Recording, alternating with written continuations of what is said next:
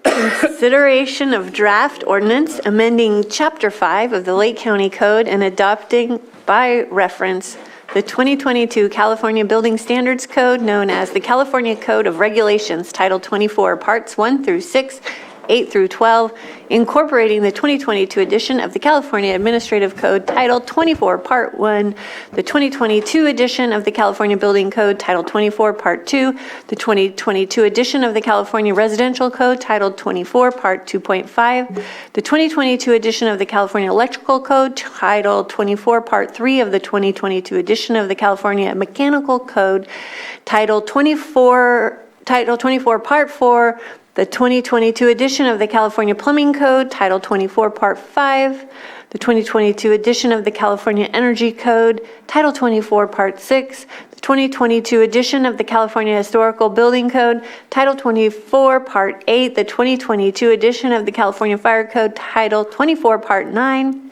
the 2022 edition of the California Existing Building Code, the Title 24, Part 10, 2022 edition of the California Green Building Code, Title 24, Part 11, the 2022 edition of the California Reference Standard Codes, Title 24, Part 12, the 2021 edition of the International Property Maintenance Code, the 2021 edition of the International Wildland Urban Interface Code.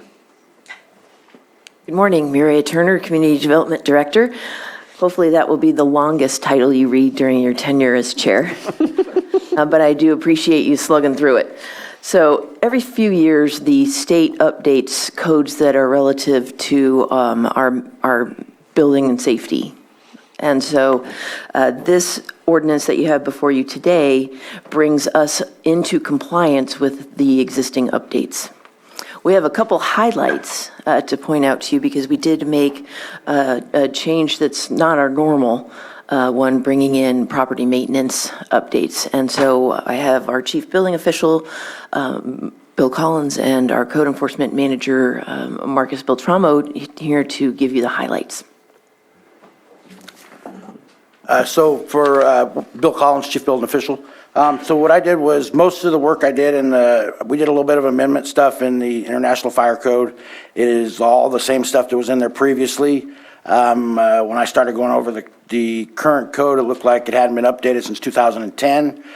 So I put it in the right spots. It's mostly all just clerical stuff, putting it in the right area of the code. Most of the things have changed in chapters by about 30 chapters, so I just moved it into the right section. The only other thing that I amended was the California Green Building Code. I added a new section that is light fixtures must direct downward and not allow light to escape in an upward direction. This is just to be more in line with the Dark sky. with the Night Sky Initiative. We get a lot of complaints coming in about a project that we had with a bunch of, well, it was compliant with the existing code where it's hooded and shielded. It still allowed light to come out of the top and is not what we were looking for. So that was the only amendment that I've added. I believe Marcus has updated some administrative stuff on the International Property Maintenance Code. So just to give a little quick background, the International Property Maintenance Code, building enforces new construction, code enforcement enforces maintenance and upkeep. So the International Property Maintenance Code is a tool that we use and is a tool that has a lot of value. There was only one section. We adopted the code as whole. The code in the past had a lot of amendments or modifications to it. Based on the review I did with Bill, we believe the code is satisfactory to meet the issues and the conditions of this county. The one issue that we inserted some information is regarding to exterior property areas, weeds, premises and exterior properties. This goes to weeds and plant growth, and basically the jurisdiction having authority can insert a height. And so we chose 4 inches for weeds and plant growth. This does not include cultivated flowers or gardens. We feel that's sufficient. We didn't have that in our ability, so when grass grew to a certain height that didn't meet hazardous vegetation, we didn't really have a tool to address that. We figure this covers that gap, or closes that gap. Great. So staff does recommend that after your public hearing, that you approve the ordinance to be read in title only and advance it to the next meeting for adoption. Thank you. Supervisor Green? Yeah, real quick question on pages 13 and 14 of the revised ordinance. On page 13, there's a definition for agricultural building. I'm aware that there's been some discussion about ag exempt buildings with our cannabis task force, and just want to make sure, and the word horticultural in that definition kind of stood out as opposed to agricultural. So I'm wondering if that definition is intended to just comply completely with the IPMC, and if it aligns with our definitions of ag buildings or ag exempt buildings elsewhere in our code. And on page 14, it just looks like our accessory structure shrunk from 200 to 120 square feet. So again, is that to comport with state law? And does that meet with other requirements in our current zoning ordinance? I can speak to both of those. The agricultural buildings, we took that definition straight out of the California Building Code. And we're not saying that that is necessarily an ag exempt building because we have some other requirements. You have to have I believe it's got to have 10-acre parcel, and there's some other requirements in the county code. But we just, basically we wanted to have the same concurrent definition with the California codes is what the ag building is. As far as the reduction from 200 square feet to 120, I don't know who put that in there, but as far as I've been doing this, it's always been 120 square feet per the California codes. And the code, the California Health and Safety Code says that you can amend the code, but you can only amend it to be more restrictive. So we can say we want it to be a permit is required if it's 100 square feet or more, but I don't think we can ever say that we don't need a permit if it's over the 120 square feet. So basically, I was just putting that back to where it's supposed to be. Anybody else?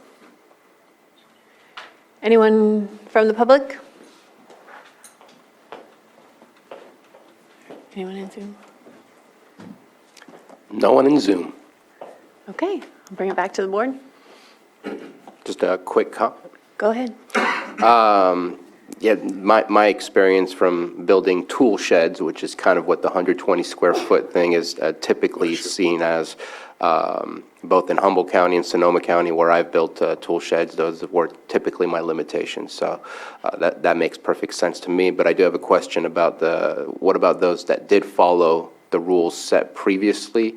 How does that get handled for ones that you didn't have a permit for, therefore you don't know about, but then you come to let's say code enforcement goes on the property, how does that work to kind of walk it backwards to say now you're in violation of, even though maybe prior to that being in writing and maybe incorrectly, but still being in writing that it was approved to not require a permit? Yeah, my opinion and the way I've been dealing with it since I've gotten here is that the California Building Code, is required to be enforced, so that while the county, in my opinion, made a mistake by putting it at 200 square feet, still it was not compliant with the California building codes and the state regulations that were required to enforce. So what I've been doing is just having people come in and get an as-built permit for it without double feeing them or anything like that, just a straight regular permitting fee, just to get them into compliance. We're not trying to say, hey, we think you did this maliciously. We're just trying to get you into compliance now.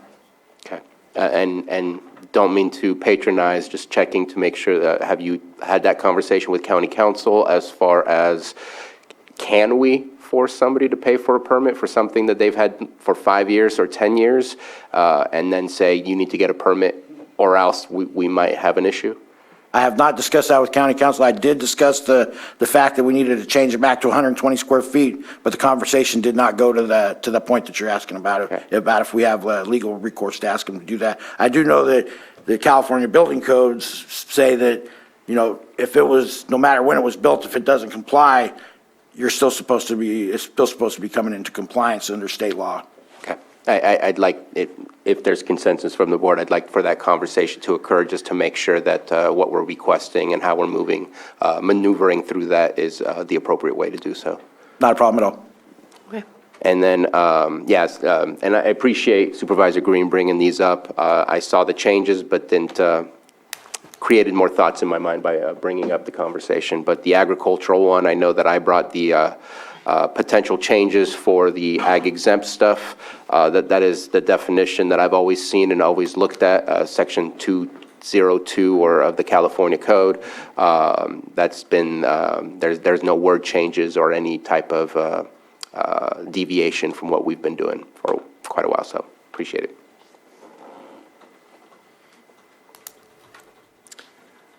Action? And if I may, I know I saw Chair Pyska say yes to my request to meet with, I just Yeah. want to make sure there's at least 3 or none. Yeah, you had consensus. Okay. I nodded, yes. Okay. And then, Madam Chair, Madam Chair, if I may, so just as a suggestion, your board, you have 2 motions for this item. First motion is to waive reading of the ordinance and to have it read in title only. And the clerk shall read the title following. And we can do that first, then I'll get into the second motion. so moved. Second.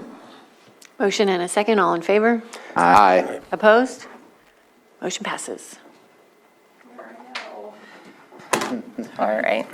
An ordinance amending Chapter 5 of the Lake County Code and adopting by reference the 2022 California Building Standards Code known as the California Code of Regulations, Title 24, Parts 1 through 6, 8 through 12, incorporating the 2022 edition of the California Administrative Code, Title 24, Part 1, the 2022 edition of the California Building Code, Title 24, Part 2, the 2022 edition of the California Residential Code, Title 24, Part 2.5, the 2022 edition of the California Electrical Code, Title 24, Part 3, the 2022 edition of the California Mechanical Code, Title 24, Part 4, the 2022 edition of the California Plumbing Code, Title 24,